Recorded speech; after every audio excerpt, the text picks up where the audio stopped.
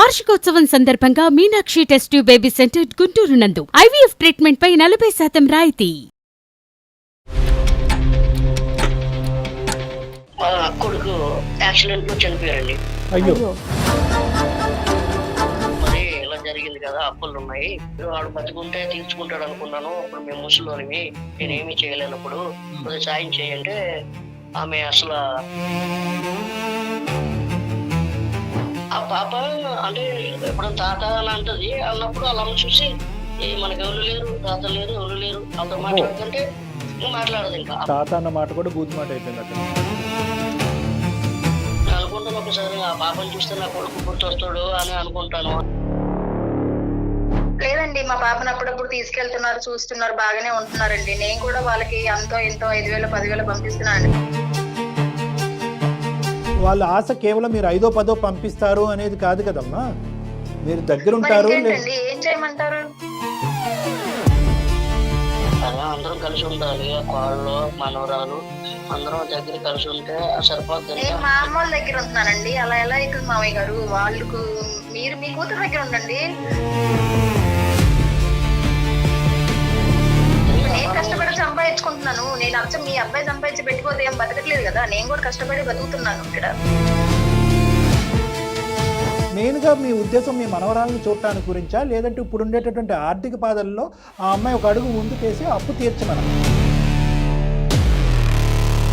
డబ్బు అన్నాం అనుకోండి, డబ్బు మీద ఉన్నారు అంటారు. ఇలాగ ఫ్యామిలీ అంటే ఇలాగ ఫ్యామిలీ మీద ఉన్నదే అంటారు.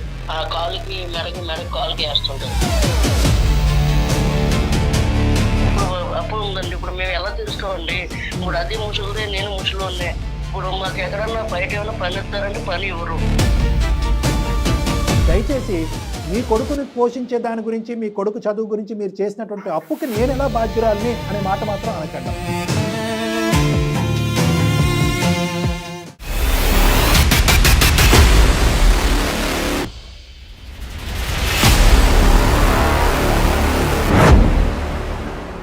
అందం, ఆరోగ్యం, ఆత్మవిశ్వాసం అనూస్తో సాధ్యం. ట్రాన్స్ఫర్మేషన్ సర్వీసెస్ పైన flat 50% discount. Anoos since 1982. Anoos skin and hair clinic సమర్పించు అందమైన జీవితం కార్యక్రమానికి స్వాగతం. నమస్తే కళ్యాణ్. నమస్తే మేడం. వీరయ్య గారు అనే ఒక ఆయన మనకి మెయిల్ చేశారండి. ప్రపంచం మొత్తం డబ్బు చుట్టే తిరుగుతుంది. ఇది అవునన్నా కాదన్నా అందరం యాక్సెప్ట్ చేయాల్సిన విషయమే. సాధారణంగా బంధాలు, అనుబంధాలు, ప్రేమలు ఇవన్నీ కూడా డబ్బు తర్వాతనేమో కొన్ని విషయాలు వింటుంటే దీని తర్వాతనేమో ఏదైనా అనిపించేస్తుందండి. ఆయన పెట్టిన మెయిల్ని కనుక చూస్తే నేను మాట్లాడటం ఎందుకండి, ఒకసారి ఆయనతోనే మీతో మాట్లాడిపిస్తానండి. కాల్ చేస్తాను కళ్యాణ్ గారు. వీరయ్య గారు అండి.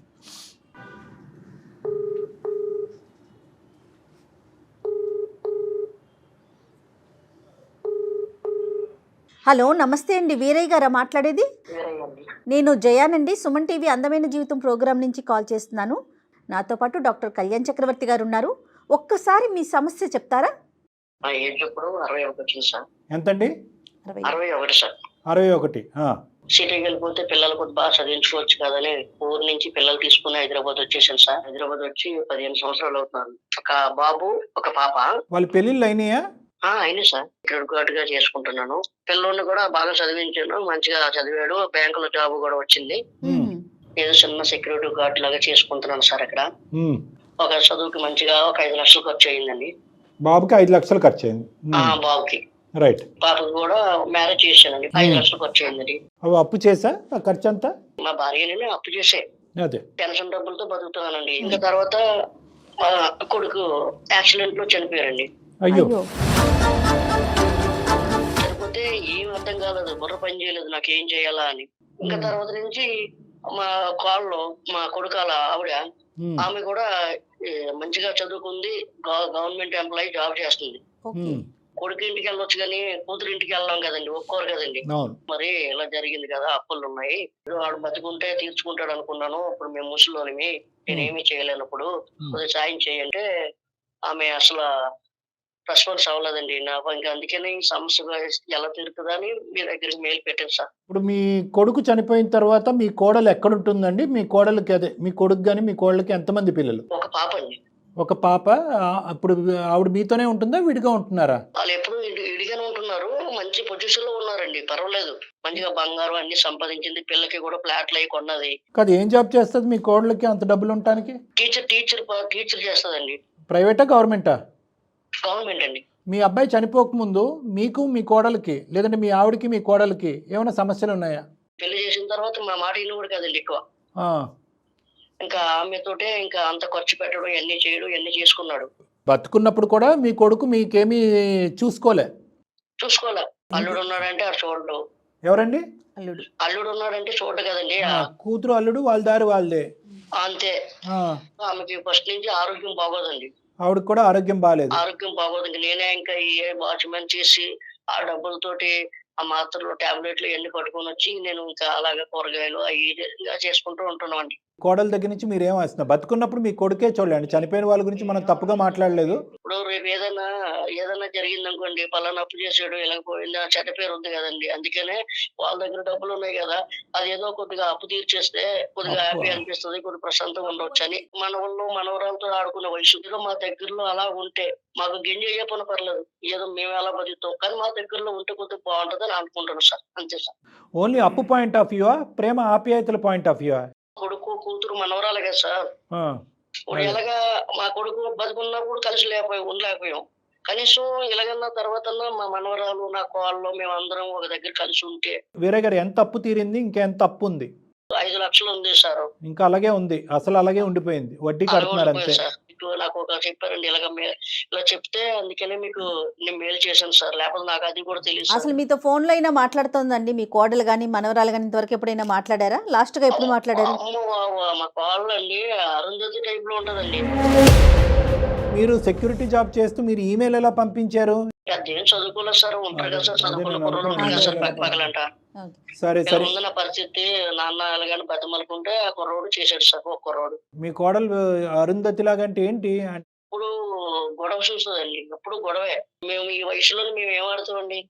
కాదు, మీరు ఆడవలసిన అవసరం లేదు, కానీ ఇప్పుడు మీరు ఆవిడ ఇంటికి వెళ్తారా? ఆవిడ మీ ఇంటికి వచ్చిందా ఈ మధ్యకాలంలో ఎప్పుడైనా? ఆఖరిసారి ఎప్పుడు ఫేస్ టు ఫేస్?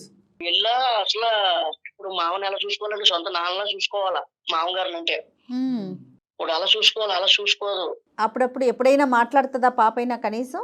ఆ పాప అంటే ఎప్పుడైనా తాత అని అంటది, అన్నప్పుడు అలా చూసి మనకి ఎవరు లేరు, తాత లేరు, ఎవరు లేరు, వాళ్ళతో మాట్లాడుకుంటే మాట్లాడదు. ఇంకా ఆ పాప కూడా పిల్లలకి మెప్పేస్తున్నారండి చిన్నప్పటి నుంచి. తాత అన్న మాట కూడా బూతు మాట అయిపోయింది అక్కడ. అనుకుంటాను ఒకసారి ఆ పాపను చూస్తే నా కొడుకు గుర్తొస్తాడు అని అనుకుంటాను. అయినా సరే వాళ్ళు ఇంకా మా మిస్సెస్ అయితే ఇంకా పాపం ఇంకా ఎందుకు అలా పట్టుకుని ఉంటా, వదిలే ఎప్పుడు అయిపోయింది అని మా మిస్సెస్ అంటారు. మీ బాధ చాలా విపరీతంగా ఉంది, కాదనట్లేదు వీరయ్య గారు. కానీ ఇప్పుడు ఎవరన్నా మాట్లాడితే మరి కోడలు మీ వియ్యంకుడితో ఏమైనా మాట్లాడలేకపోయారా? మీ వియ్యంకుడు వియ్యపురాలతో అమ్మాయి ఇలా సర్ది చెప్పండి అమ్మ, ఈ వయసులో మీ అమ్మాయి కాకుండా ఎవరున్నారు మాకు, కొద్దిగా పెద్దవాళ్ళు చెప్తే వింటదేమో అమ్మాయి.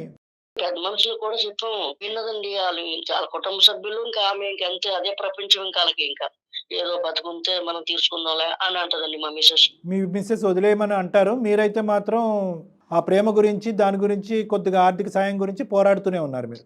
అవును సార్. సరే, ఆవిడ పేరేంటండి? గౌతమి సార్. మరి మీకు ఫోన్ కలపటం వచ్చా అమ్మాయికి? అవునండి. కలపగలరా? లేదంటే మాకు నెంబర్ చెప్తే మేము కలపమా? మీరు కలపండి సార్. నెంబర్ చెప్పండి అండి. ఒక్క నిమిషం. 7019. నేను కాల్ చేస్తాను.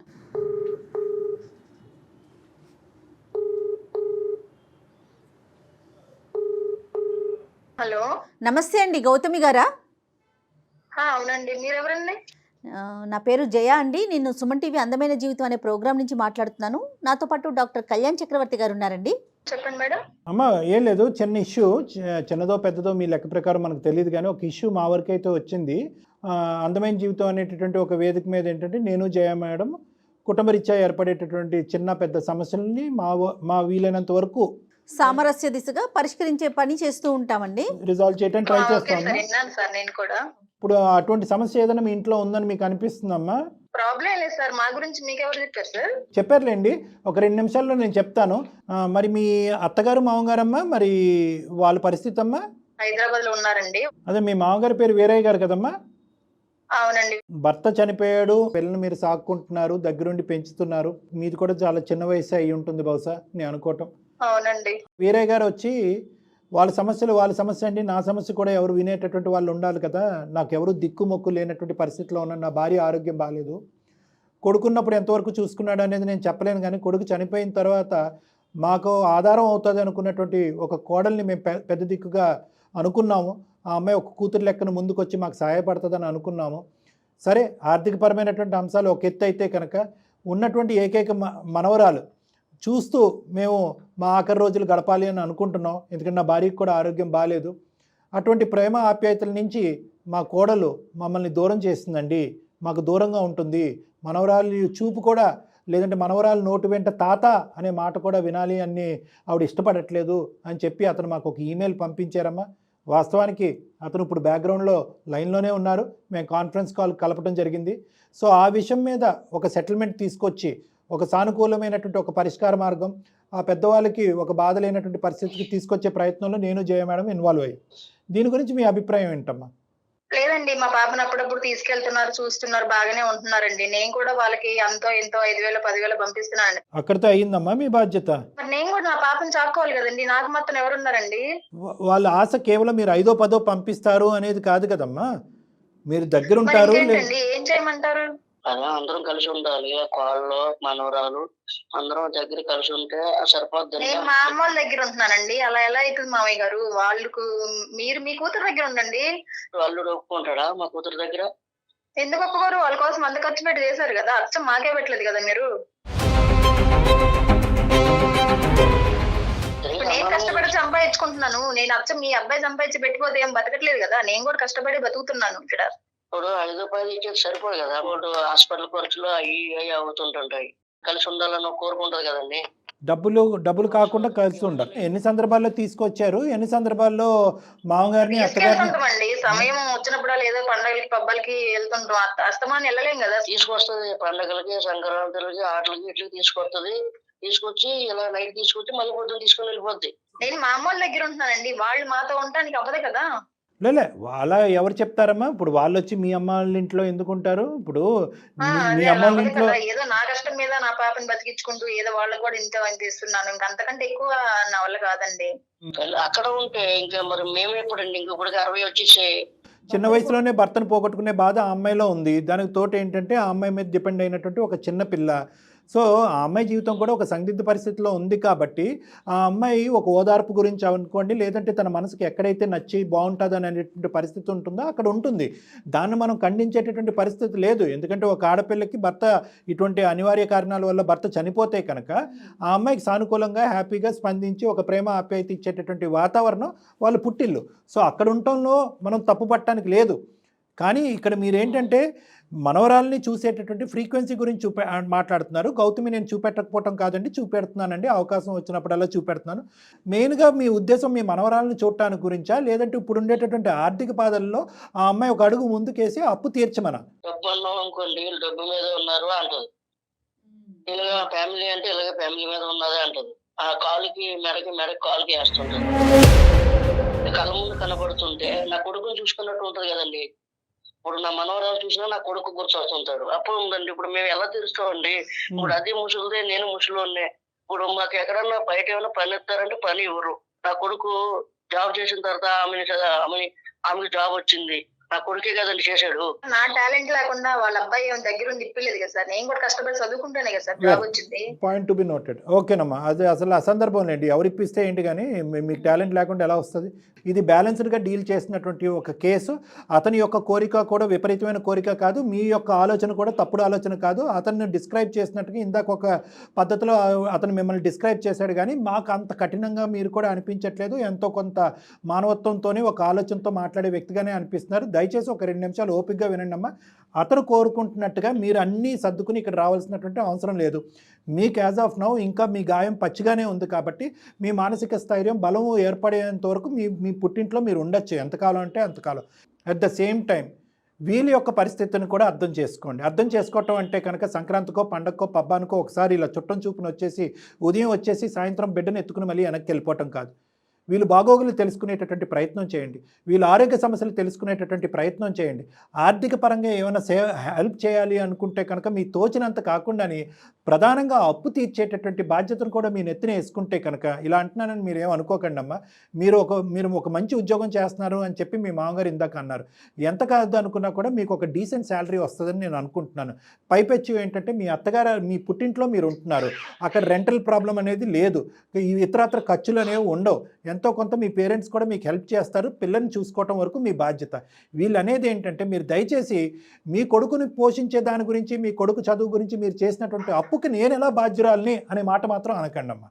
ఎందుకంటే కనుక ఆ కొడుకు ఆ స్థాయిలో ఉద్యోగం చేస్తున్నప్పుడే మీకు నచ్చి మీరు పెళ్లి చేసుకున్నారు. అతనికి ఆ ఉద్యోగం రావడానికి కారణము ఈరోజు ఈ పెద్ద ఆయన చేసినటువంటి అప్పు. కూతురికి చేసినటువంటి అప్పు మన సాంప్రదాయంగా అది వేరే అప్పు చేసి పెళ్లి చేస్తాము, అది తీర్చుకోవాల్సినటువంటి బాధ్యత తండ్రిగా ఇతని మీదే ఉంటుంది. అదేవిధంగా మీ పెళ్లి గురించి అప్పు చేసినటువంటి మీ తండ్రి మీ అప్పు మీ దగ్గర అడగకుండా అతను తీర్చుకుంటూ ఉంటారు, అది సాంప్రదాయం. కానీ ఈ అప్పు ఏదైతే ఉందో ఇంకో స్థాయి ఉద్యోగం చేసుకునేటట్టయితే ఈ పెద్ద ఆయన ఈరోజు ఇతను మీ వరకు వచ్చి కూడా అడగడం, మేము కూడా ఈ కాల్ కలిపి ఉండేవాళ్ళం కాదు. నెంబర్ 1. నెంబర్ 2 ఏంటంటే అతనికి ఆ సెక్యూరిటీ జాబ్లో ఒక 8,000 10,000 వస్తున్నాయి. దాంతో ఆ పెద్ద ఆవిడకి మందులు కొనాలి, ఆ ఇంటి రెంట్ కట్టుకోవాలి, వాళ్ళ యొక్క ఆరోగ్య పరిస్థితులు, వాళ్ళ తిండి ఖర్చులు ఇవన్నీ చూసుకోవాలి. నేను అనేది ఏంటంటే ఒక మామగారు ఇలా కాకుండానే ఒక మానవతా దృక్పథంతో ఆలోచించండి. ఆ అప్పు మీదే నాది కాదు అనేటటువంటి మాట అనకండి. అవకాశం ఉన్నప్పుడల్లా వాళ్ళు బాగోగులు తెలుసుకోండి. అవకాశం ఉన్నప్పుడల్లా పిల్ల చేత ఒకసారి ఫోన్ కాలో వీడియో కాలో మాట్లాడిపించండి.